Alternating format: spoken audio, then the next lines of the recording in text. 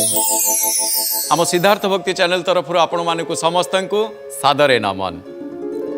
कार्तिक महात्म्य तृतीय अध्याय आगरू आमे प्रथम अध्याय और द्वितीय अध्याय श्रवण कर सारी आज श्रवण करवा तृतीय अध्याय। प्रतिदिन भली आम सांगे अच्छा श्रीमंदिर अनन्य सेवायत जे कि मानवगोविंद महोदय आसतु स्वागत जनाइबा। मानवगोविंद महोदय आम सिद्धार्थ भक्ति चैनल तरफ आपण को स्वागत। आज आम जीवा तृतीय अध्याय कार्तिक महात्म्यर द्वितीय अध्याय पर्यंत बड़ सुंदर भाव आपण आमको श्रवण कराइले। तेबे मु अनुरोध करी आपण आज आमर ये तृतीय अध्याय को आरंभ करते।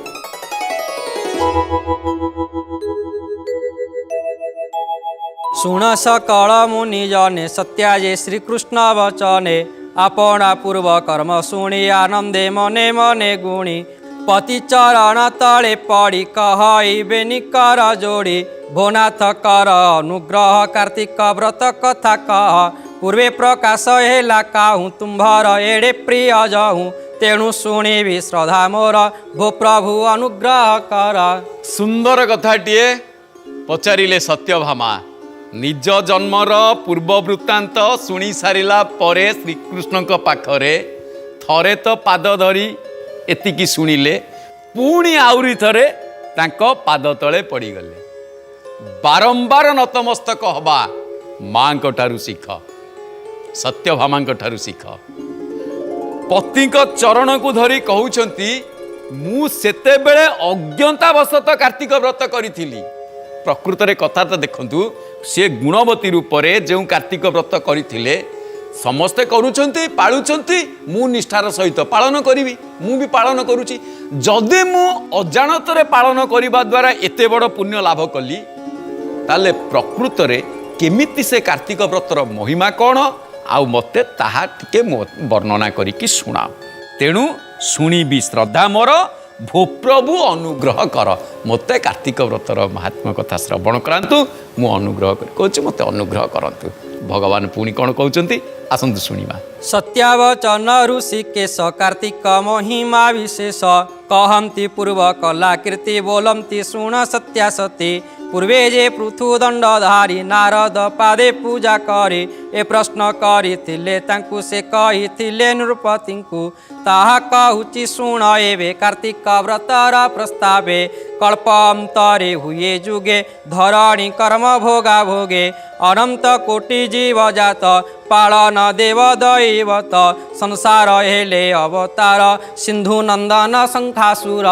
सुंदर कथा एटी कार्तिक मासर महात्मा कहवाकू जाई कार्तिक व्रतर पालन कथा कहवाकू जाई भगवान सिंधु नंदन शंखासुर उत्पत्ति कथा टी आरंभ कले।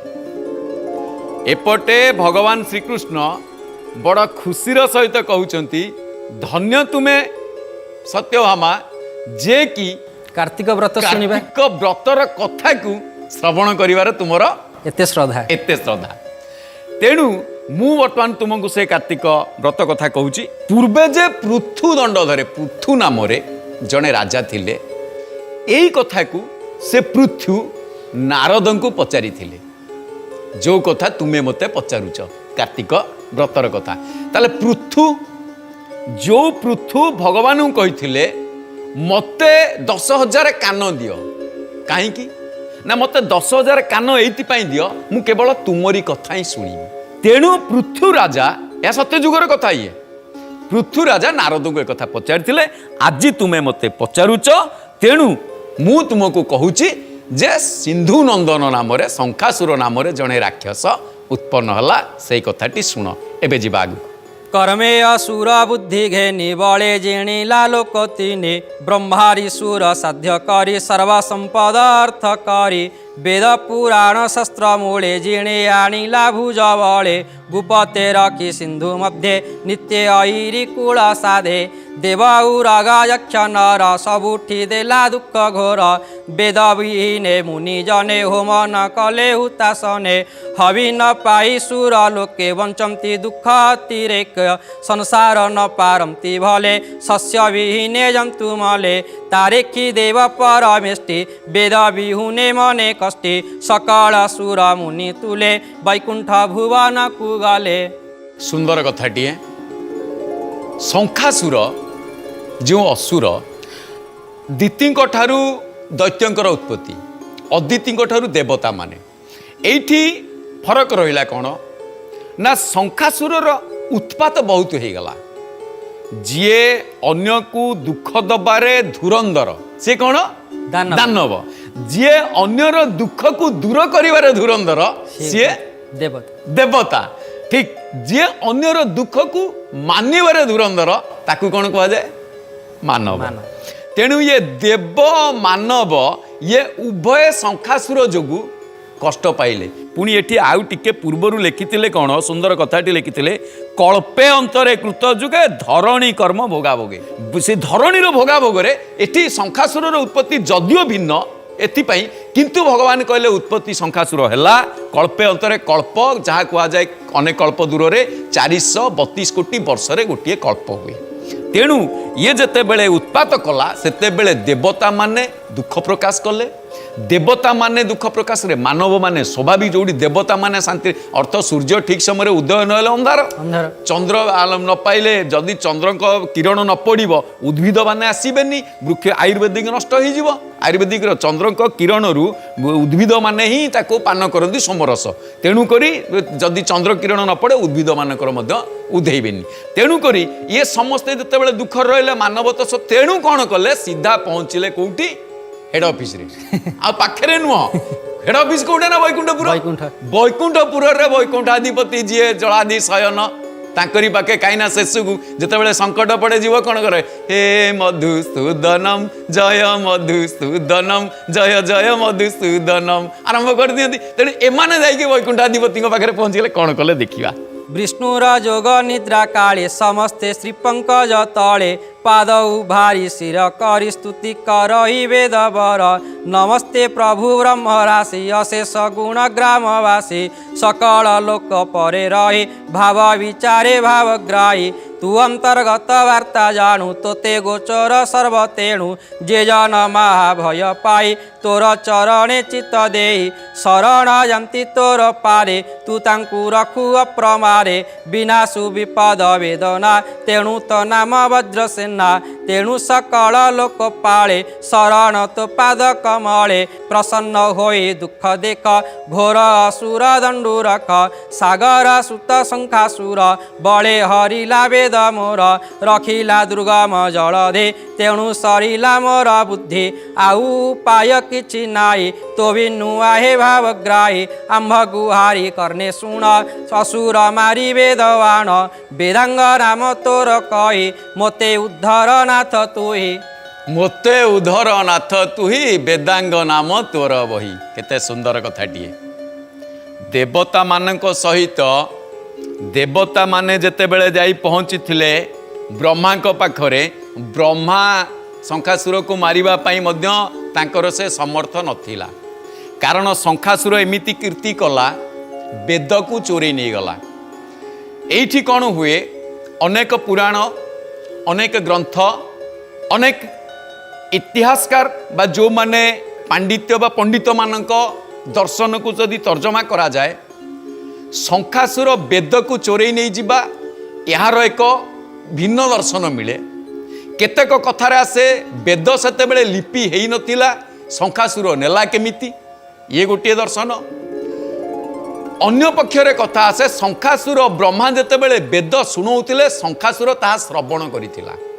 ଯେମିତି ରାହୁ ଅମୃତ ପାନ କରିବାକୁ ଲୁଚିକି ବସିଥିଲା, ଭଗବାନ ତାର ମସ୍ତକ କାଟି ଦେଇଥିଲେ, ଠିକ୍ ସେଇଭଳି ଶଙ୍ଖାସୁର ବେଦ ଶ୍ରବଣ କରିବା ଦ୍ୱାରା ଶଙ୍ଖାସୁରର ଉତ୍ପାତ ବଢ଼ିଯିବା ଦ୍ୱାରା, କାହିଁକିନା ଦୈବାଧୀନମ୍ ଜଗତ୍ ସର୍ବମ୍ ତଦ୍ ଦୈବ ମନ୍ତ୍ରାଧୀନମ୍ ତଦ୍ ମନ୍ତ୍ର ବ୍ରାହ୍ମଣାଧୀନମ୍ ବ୍ରାହ୍ମଣା ମମ ସର୍ବଦେବ ଦେବ। ଅର୍ଥ ଏଠି କଥା ଆସିଲା କ'ଣ, ମନ୍ତ୍ର ଗୁଡ଼ିକ ସବୁ ବେଦର ଗୋଟିଏ ଗୋଟିଏ ଅକ୍ଷର ଗୋଟିଏ ଗୋଟିଏ ସ୍ୱତନ୍ତ୍ର ମନ୍ତ୍ର। तत्कालीन समय रे मंत्र ही काम करुला तापर कौन है तंत्र काम कला तंत्र काम कर सारा पर धीरे धीरे वर्तमान अवस्था माने जहाँ चलला तापर जंत्र काम कला वर्तमान कौन कहूँ ना षड्यंत्र ही काम करुँच व्यतीत आ कि ना किंतु तत्कालीन समय मंत्र गुड़िक शुणीदेवा द्वारा से राक्षसर एते माने प्रवृत्ति भल भाव से मन रखिकी कार्य भी कर देइतिला जहाँ पाखरे किछि गुड़िए बदगुण थिबो जेमि देखिबे जनकर आई साइड रे दोष अच्छी ता कान गुड़िक भारी प्रखर थिबो जार कानर सुबिबा दोष टिके कम अच्छी ता आखि प्रखरता अधिक थिबो तेणु शंखासुर जातिर असुर प्रकृति पुणी सागर नंदन अर्थात सागर राजा जी वरुण वरुण पुत्र सी बुद्धि भ्रष्ट हेले दानव ये तेणुक शुणिकी जिते मन रही जाइए ये गोटे दर्शन अन्य दर्शन जहाँ कार्तिक पुराण महादेव दास वर्णना कर वर्णना आस वेद चोरी कर नहीं जावा वेद चोरीटा प्रकृत या ही आसे जे वेद को से श्रवण कर तो लुचेई चोरे की श्रवण करवा जमी एकलव्यर आंगुठी की माने काटी मागी लुचिक गुरुद्रोण को ठीक से ही उदाहरण तापर भगवान पाखे समस्ते जाई पहुँचती एमती कि ब्रह्मा कहीं प्रति जुगरे भगवान जितेबले अवतार नियंती सेतेबेले भगवान को प्रथमे प्रार्थना कर ब्रह्मादि देवगण एकाठी हुए रामायण से आरंभ आपणकर भागवत श्रीकृष्ण जन्म जदा जदेह धर्म से महाभारत रे कौन कहगला जदा जदाई धर्म से नवम स्कंद 24 श्लोक भागवत यदा यदेह धर्म से क्षयमा वृद्धि पापमन तदपि भगवान ईश आत्मानां सृजते हरि माने ओडिया करदे सन्थ जगन्नाथ दास जेकाले धर्म क्षय हुए अधर्म हुई उदय सेकाले प्रभु भगवान आत्मा को करती सृजन भगवान कौन करिले ना शंखासुर को बध करने प्रतिश्रुति देले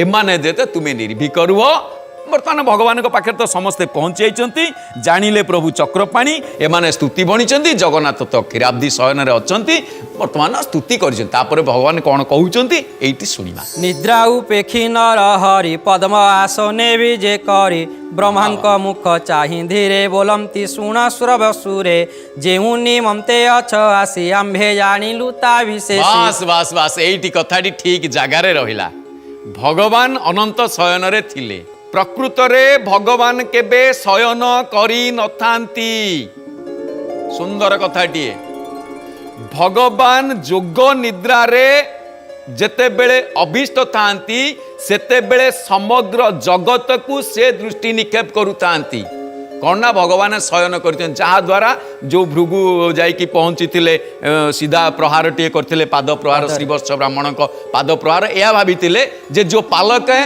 वो घालक नहीं हो सकता है जो घालक है वो पालक कैसे हो सकता है तेणु ये सोईचंती कौन ये सृष्टि की पाला लोक ये यदि शोब गोटे दरवान जी समस्त को जगी सी जदि शोब मालिक रखियो देखू तेणु ये जाई गोटे किंतु से जानिले जे प्रकृत रे से शोई नथिले ये समग्र सृष्टि की से माने निरीक्षण करुले आत्मा सचेतन से भावुले ठीक से ही भगवान जिते उठिले से जानिले एमाने समस्ते आसीचंती तेणु से कौन कहते आम्भे जानिलु विशेष अर्थात मैं जो पहुँचला एथर कौन कहते भगवान शुणा जे हरि अचि तुम्भ श्री सागर अंशे अवतरी मुहि हरि भी तार प्राण एवं समस्ते तुम्भे शुण बास बास अति सुंदर अति शीघ्र वरदान मिलगला जे तुमर श्री हरिची बा तुमको श्रीहीन करिची मु तार प्राण घेनिबी आपर वर्तमान कही चलिए केमिति नेबे कौन करिवे कही चलिए विष्णुर्वाच आजि ठारु ए देवगण करेवे यज्ञ आचरण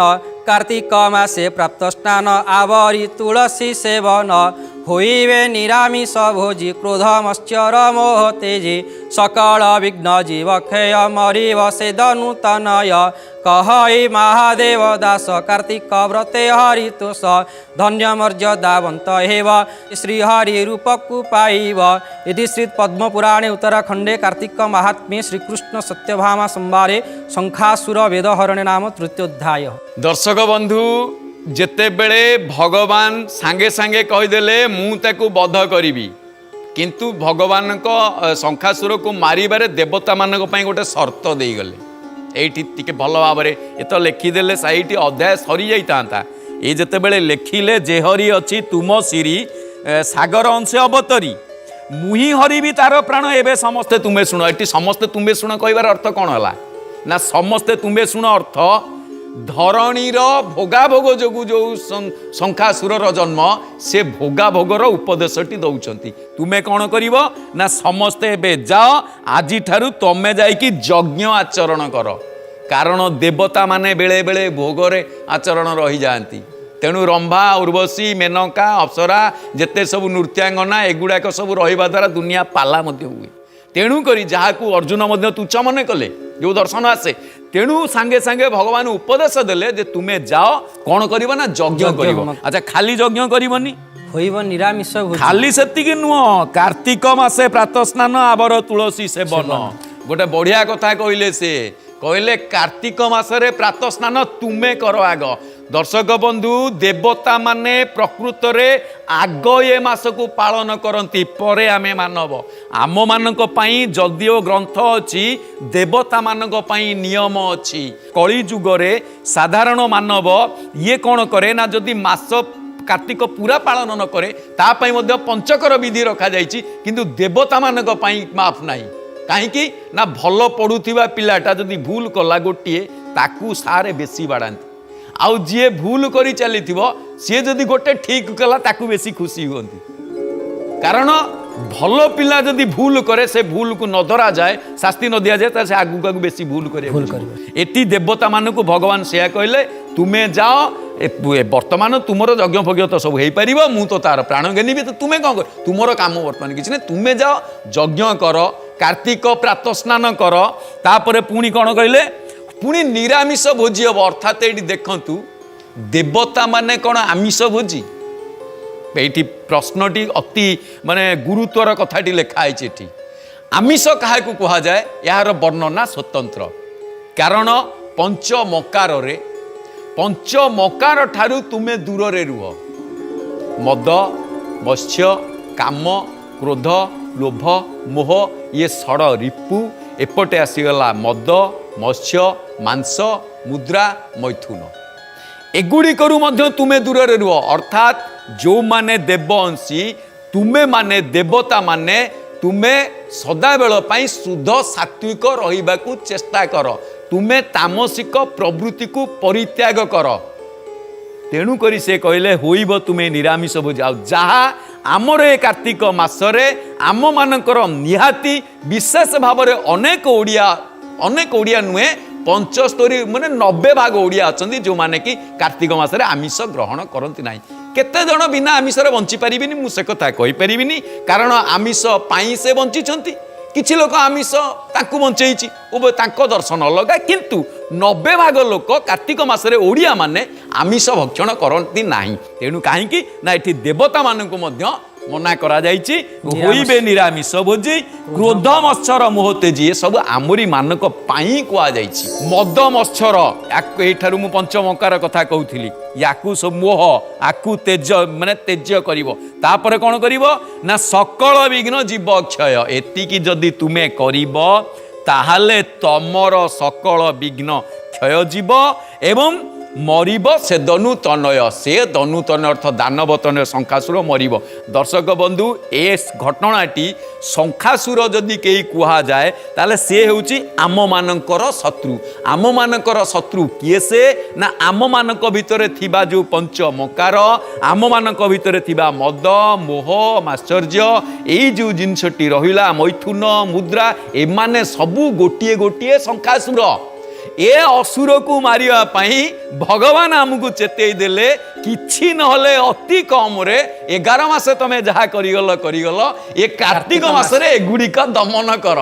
एगुड़िक जदि तुमे दमन करिवो ताले से दनु तनय निश्चय मरिब। तेणु से शंखासुर आउ ए शंखासुर भितरे एतिकी फरक कथा किए कहिले? पद्म पुराणरू महादेव दास कहिले, निजकू शूद्रमणि, दासमणि, सेवकमणि। महानाटी केते सुंदर महादेव, जार ना धरिले मुक्ति मिली जाए। देवदेव महादेव कैलासपति जो ना प्राकारांतरे कहगले शंकर। जदि महादेव बोली आम डाकिबा बेल पड़े शंकर भी कड़े जाऊे पलि आसवे। आजिकल तो चिंकी मिकी रिकी से छाड़ी दियन, किंतु महादेव कहले शंकर भी बुलुवे से आसी हाँ बाबा मो डाकिलु कौन वर मागुछु मागे, किंतु आप डाकुवे नारायण डाकिला बेले पुओ। तेणु एटी महादेव दास श्रीहरि कार्तिक व्रत कहला हरितोष। अर्थ हरितोष, हरि ସର୍ବଶ୍ରେଷ୍ଠ ସର୍ବନାମ ହେଉଛି ହରି। କାହିଁକି ନା ସେ ସମସ୍ତଙ୍କର ଦୁଃଖକୁ ହରଣ କରିନିଅନ୍ତି, ଯାବତୀୟ ଜଞ୍ଜାଳରୁ ଜୀବକୁ ମୁକ୍ତି ଦେଇଥାନ୍ତି, ଜୀବର ଯାବତୀୟ ଅଳି ଅର୍ଦଳିକି ସେ ହରିଥାନ୍ତି, ତେଣୁକରି ତାଙ୍କୁ କୁହାଯାଏ ହରି। ଏଇଠି ଆସିଗଲେ କ'ଣ ଧନ ମର୍ଯ୍ୟାଦାବନ୍ତ ହେବ। ଖାଲି ସେତିକି ନୁହଁ, ବଢ଼ିଆ ଜିନିଷ ପାଠକରେ ଆମେ ଏଭଳିଆ ଜିନିଷ ଥାଉ ଥାଉ ଏତେ ତପ ଜପ ପୁଣ୍ୟ କିଏ ସେ ଏତେ ମାନେ ଲକ୍ଷ୍ୟ ଜପ କରିବ? ଆମର ଅଛି କେତେ ଲକ୍ଷ ଜପ କଲେ ଏହା ପାଇବ, ମୁନି ଋଷିମାନେ ଯାଇଛ। ଆମର ତ ବଢ଼ିଆ କଥା ଏଇଠି ଲେଖିଦେଲେ ଧନ୍ୟ ମର୍ଯ୍ୟାଦାବନ୍ତ ହେବ, ଶ୍ରୀହରି ରୂପକୁ ପାଇବ। ଶ୍ରୀହରି ରୂପକୁ, ଆରେ ଗିଧ ଦେହ ତଜି ଧରି ହରି ରୂପା, ଯାହାକୁ ଗିଧ ପାଇଛି, ମାନେ ଗିଧ କେମିତି ପାଇଲା? ଗିଧ ପାଇଲା, ରାବଣ ସୀତାଙ୍କୁ ନେଇଗଲା, ଚୋରେଇକି ନେଲା, ତାଙ୍କୁ ମାନେ ଓଗାଳିଲା, ଓଗାଳିବା ପରେ ଜଟାୟୁରୁ ସେ କଟାୟୁ ହେଲା, ତାର ପକ୍ଷଚ୍ଛେଦ ନହେଲା, ପୁଣି ମରିଲାନି, ବଞ୍ଚିବା ପାଇଁ ଅପେକ୍ଷା କଲା। କଷ୍ଟ, ବଞ୍ଚିବା କଷ୍ଟ ନା, ତେଣୁ ସେତକ କଷ୍ଟ ସହିଲା। ରାବଣ ପଚାରିଲା, ଆରେ ଜଟାୟୁ ତୁ କ'ଣ ପାଇଲୁ? ତୁ ତ ଜଟାୟୁ କିଏ ଦେଲା? ତୋ ନା ତ କଟାୟୁ, ତୋ ତ ଆୟୁ କଟିଗଲାଣି। ନା ଇଏ କଟାୟୁରୁ ମୁଁ କ'ଣ ପାଇଲି? ଯେତେବେଳେ ଆସିବେ ପ୍ରଭୁ ଜାଣିବେ। ଏତେ ପରେ ସେ କ'ଣ ହେଲା ନା ଗିଧ ଦେହ ତଜି ଧରି ହରି ରୂପା, ଭୂଷଣ ପଟ ବହୁ ଅନୁପାର୍ଥ, ଯେତେବେଳେ ଭଗବାନଙ୍କ ରୂପ ସେ ଧାରଣ କଲା। ଅନ୍ୟ ପକ୍ଷରେ କାକ ଚତୁର୍ଭୁଜ ଏତେ ବୁଲି ବୁଲି ବୁଲି ବୁଲି ବୁଲି ବୁଲି କୁଆଡ଼େ କେତେ ଦୌଡ଼ି ଦୌଡ଼ି, ତା ପଛରେ ଯମ ଗୋଡ଼େଇ, ସିଏ ଆସିକି କ'ଣ ହେଲା? ରୋହିଣୀ ପାଦୁକା କୁଣ୍ଡ ରଜ, ସିଂହ ମାଡ଼ି ବସି ଅଛି ଗଜ, ସତେ କିଏ ନେତ୍ର ପବିତ୍ର ହୋଇବ, କାକ ପଡ଼ି ହେଲା ଚତୁର୍ଭୁଜ। କାକ କ'ଣ କମ୍ ପରିଶ୍ରମ କରୁଛି କି? କାକ ଅଳ୍ପ ପରିଶ୍ରମ କରିନି। ଯମ କୁଆଡ଼ୁ ଗୋଡ଼େଇ ଗୋଡ଼େଇ ସିଏ ପ୍ରାଣ ବିକଳରେ ଦୌଡ଼ି ଦୌଡ଼ି ଦୌଡ଼ିବା କ'ଣ ସହ ଜାମ୍ପେ ଏଇଠୁ 1 କିଲୋମିଟର ଦୌଡ଼ିଲା ବେଳକୁ ଆମର ସବୁ ଜାଗା କୁଆଡ଼େ ମାନେ ପଡ଼ି ସେଇଠି ପଡ଼ିଯିବା। ଗୋଟେ ଯଦି ମୋଟା ଲୋକଟେ ଦୌଡ଼ିବ, ବାଘ କହିବ ଭାଇ ତୁ ଖାଇକି ବୋଧେ ପେଟ ପୁରେଇ ଦେ, ମୁଁ ଦୌଡ଼ି ପାରିବିନି, ମୁଁ କ'ଣ କରିବି? କିନ୍ତୁ ଏମାନେ ଏତେ କଷ୍ଟ ସହିବା, ଯାହା ସେମାନଙ୍କ କଷ୍ଟ ଠାରୁ ଅତି ସାଧାରଣ କଷ୍ଟ ଏଇ ଦ୍ୱିତୀୟ ଅଧ୍ୟାୟଟିକି ପାଠ କରିବା। କାର୍ତ୍ତିକ ମହାତ୍ମ୍ୟର ଏତେ ସୁନ୍ଦର କଥା ଏଠି ଲେଖିଦେଲେ ଯେ ଧନ୍ୟ, ପୁଣି ଧନ ମର୍ଯ୍ୟାଦା ପାଇବ। ତାଙ୍କର ଧନ ଆଶା ନଥିଲା, ଏଠି ଧନ ମର୍ଯ୍ୟାଦା ବି ମିଳିବ। ଧନ କୋଉ ଧନ? ସୁନ୍ଦର କଥା, ଧନ ଧନ ଅର୍ଜିଲେ ଧର୍ମ କରି, ଧର୍ମେ ପ୍ରାପତ ନର ହରି। ତାହେଲେ ଧନ ଅର୍ଜନ କୋଉ ଧନ? ମୋର 5 ବାଟି ସମ୍ପତ୍ତି, 5 ମହଲା ବିଲ୍ଡିଂ ବା 50 ମାନେ 100 ଏକର ସମ୍ପତ୍ତି, ଏଗୁଡ଼ାକ ଧନ ନୁହେଁ, ଏହାକୁ ଧନ କୁହାଯାଏନି। ମୁଁ ଆଜି 5000 କୋଟିର ମାଲିକ ଧନୀ, ଦେଖି ଆଉ ଗୋଟେ 6000 କୋଟିର ମାଲିକ ଆସିଗଲେ ତମେ ତ ତା ଆଗରେ କରିବ, ସିଏ ତ ବଡ଼ ଧନୀ, ତାହେଲେ ତୁମେ କ'ଣ ଧନୀ? ତା ଧନ ସିଏ ନୁହଁ। ବାଲ୍ୟକାଳୁ ଧର୍ମ ଧନ ମୁଁ ସଞ୍ଚିବି, ଏ ଜୀବନ ଅନିଶ୍ଚିତ, କେ ଜାଣି କାହାର ଆଜି ମୃତ୍ୟୁ କାଳ, ଆସି ହେବ ଉପସ୍ଥିତ। ଧର୍ମ ରୂପକ ଧନ, ବାଲ୍ୟକାଳରୁ ଆମେ ଯଦି ଧର୍ମ ରୂପକ ଧନକୁ ସଞ୍ଚୟ କରିବା, ତାହେଲେ କାଲି ବି ଯଦି ମୃତ୍ୟୁ ହେଇଯାଏ ଦୁଃଖ ନାହିଁ। ତେଣୁକରି ଏଠି ସେ ସୁନ୍ଦର କଥା କହିଲେ, ଧନ୍ୟ ମର୍ଯ୍ୟାଦାବନ୍ତ ହେବ। ମର୍ଯ୍ୟାଦା, ଯେଉଁ ମର୍ଯ୍ୟାଦା ପୁରୁଷୋତ୍ତମ, ଗୋଟିଏ ପୁରୁଷୋତ୍ତମ ସ୍ୱତନ୍ତ୍ର କଥା, ବଢ଼ିଆ କଥାଟିଏ। ଭଗବାନ ଶ୍ରୀକୃଷ୍ଣ ଲୀଳା ପୁରୁଷୋତ୍ତମ, ଭଗବାନ ଶ୍ରୀରାମ ମର୍ଯ୍ୟାଦା ପୁରୁଷୋତ୍ତମ, ଭଗବାନ ଜଗନ୍ନାଥ ସ୍ୱୟଂ ପୁରୁଷୋତ୍ତମ। ତେଣୁ ଏଠି ରାମ ରାଜ୍ୟ ଭଳି ଧନ, ରାମ ରାଜ୍ୟରେ ଧନର ଅଭାବ ନାହିଁ। ଅନ୍ୟ ରାଜ୍ୟ ଅପେକ୍ଷା ସବୁଠୁ ଶ୍ରେଷ୍ଠ ରାଜ୍ୟ ରାମ ରାଜ୍ୟ, କାରଣ ତାଙ୍କ ରାଜ୍ୟର ରାଜା ହେଉଛନ୍ତି ରାମ। ଯେମିତିକା ମାନେ ବିଭିନ୍ନ ପ୍ରକାର ତାର ଦର୍ଶନ ଅଲଗା, କିନ୍ତୁ ଏଠି କହୁଛନ୍ତି ଧନ୍ୟ ମର୍ଯ୍ୟାଦାବନ୍ତ ହେବ, ଶ୍ରୀହରି ରୂପକୁ ପାଇବ। ଧନ ବି ପାଇବ, ମର୍ଯ୍ୟାଦାବନ୍ତ ହେଇ ପାଇବ, ପୁଳେ ଚୋରି ଧନ ପାଇବନି, ତାକୁ ମାନେ ବିନା ଟ୍ୟାକ୍ସ ଫ୍ରି ଧନ ଆଉ କ'ଣ, ଯେଉଁଥିରେ ଟ୍ୟାକ୍ସ ଲାଗିବନି ଆଉ କ'ଣ, କଞ୍ଚା ଓଡ଼ିଆରେ କହିଲେ ଆଉ ଯେତେ ଧନ ଅର୍ଜନ କରିଥିବ କିନ୍ତୁ ଟ୍ୟାକ୍ସ ନାହିଁ ବା ସରକାରୀ ଗଞ୍ଜଣା ନାହିଁ, ମୁକ୍ତି ସରକାରୀ ମାନେ ଇଏରୁ ମୁକ୍ତି। ଯେଉଁ ଦର୍ଶନକୁ ପୁଣି ଭଗବାନଙ୍କ ରୂପକୁ, ଆଠୁ ବଳି କ'ଣ ଆଉ ଅଛି? ତେଣୁ ଏ ଅଧ୍ୟାୟକୁ ଯିଏ ପାଠ କରନ୍ତି ଏତିକି ଫଳ ପାଆନ୍ତି। ତେଣୁକରି ଆପଣମାନେ ଆମର ଏ ଅଧ୍ୟାୟକୁ ସବୁବେଳେ ଶ୍ରବଣ କରୁଥାନ୍ତୁ। ଆମେ ପ୍ରତିଦିନ ଏମିତି ଗୋଟିଏ ଗୋଟିଏ ଅଧ୍ୟାୟ ନେଇ ଆସିବୁ। ଏଇଠି ତ ମହାଦେବ ଦାସ କହିଦେଲେ, ଇତି ଶ୍ରୀ ପଦ୍ମପୁରାଣେ ଉତ୍ତରଖଣ୍ଡେ କାର୍ତ୍ତିକ ମହାତ୍ମ୍ୟେ ଶ୍ରୀକୃଷ୍ଣ ସତ୍ୟଭାମା ସମ୍ବାଦେ। କାର୍ତ୍ତିକ ମହାତ୍ମ୍ୟଟି ଏଠି ଆରମ୍ଭ ହୋଇଛି। ଯଦିଓ ଶ୍ରୀକୃଷ୍ଣ କହିଥିଲେ, ପୃଥୁଙ୍କୁ ନାରଦ ଯାହା ପଚାରିଥିଲେ, ପୁନଃ ସେଇ କଥା ଶ୍ରୀକୃଷ୍ଣ ସତ୍ୟଭାମାଙ୍କୁ ଏ କଥା କହୁଛନ୍ତି ଯେ ଶଙ୍ଖାସୁର ଏଠି ବେଦ ହରଣ କରି ନେଇଯାଇଛି। ପ୍ରକୃତରେ ଯିଏ ଚୋରି କରେ ତାର ଅବସ୍ଥା କ'ଣ ହେବ ଆମେ ଦେଖିବା ଆଗାମୀ ଅଧ୍ୟାୟରେ। ନା କ'ଣ ମାନୁବାବୁ? ଆଗାମୀ ଅଧ୍ୟାୟରେ ଆମେ ଆଲୋଚନା କରିବା। ସେ ପର୍ଯ୍ୟନ୍ତ ଆମେ ଏଇଠି ବାଣୀକି ବିଶ୍ରାମ ଦେବା। ଦର୍ଶକ ବନ୍ଧୁ, ଆଜି ଆମେ ବାଣୀକି ଏଇଠି ବିଶ୍ରାମ ଦେଉଛୁ। ପୁଣି ଦେଖା ହେବା ଆଗାମୀ ଅଧ୍ୟାୟରେ। ଜୟ ଜଗନ୍ନାଥ।